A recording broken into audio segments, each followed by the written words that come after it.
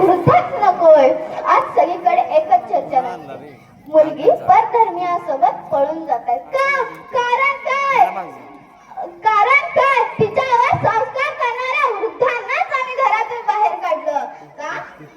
कारण काय? आम्ही तिच्यावर संस्कार करणाऱ्या वृद्धांनाच घरातून बाहेर काढलं, किंवा आम्ही तरी घरातून बाहेर पडलो. का? काय एवढा मोठा त्याग? तोही आई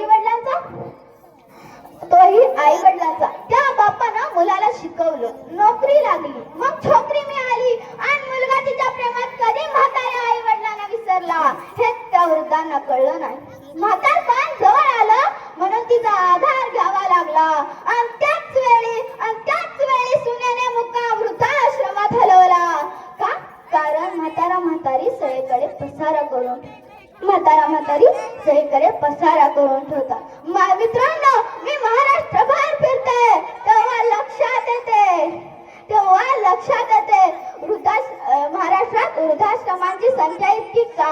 खेड्यातल्या मुलाला शहरात घर घेता यावं म्हणून त्या बापानं जमीन विकली, भूमिहीन झाला, तरी तो बाप म्हणतोय माझी मुलं खुश, माझी नातवंड खुश, तर मला अजून काय हवं?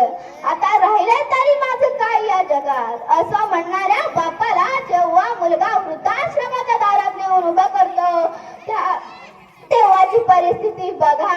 विचारा त्या वृद्धांना तुमची मुलं काय करतात? उत्तर मिळेल, माझा मुलगा डॉक्टर आहे, माझा मुलगा इंजिनियर आहे, माझा मुलगा मास्तर आहे. तर कोणी म्हणतील माझा मुलगा परदेशात राहतो.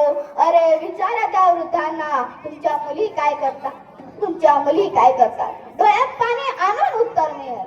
प्रेम विवाह करून दूर कुठेतरी राहते, जिवंत आहे की नाही हे सुद्धा माहित नाही. अरे प्रेम करावं ना, करावं. कसं करावं? ऐकाच मग. राजा तुम्ही पुढे व्हा, विशाल गड गाठा. जोपर्यंत कप्प्याचा आवाज खाली पडत नाही तोपर्यंत एकाही जणी मला पुढे सरकू देत नाही आबाजी. राजा लाख मेले तरी चालतील, पण लाखाचा पोशिंदा जगलाच पाहिजे. राजा आधी लगेच कोंडाण्याचं, मगच माझ्या रायबाचं, असं म्हणणाऱ्या बाजी सारखं, तबीर तानाजी सारखं प्रेम करा.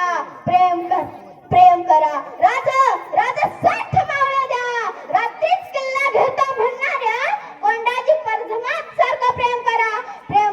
धर्मवीर संभाजी महाराजांसारखं धर्मावर निस्वार्थी प्रेम. आणि तसंही जमत नसेल तर तुझ्या मातांसारखं प्रेम करा.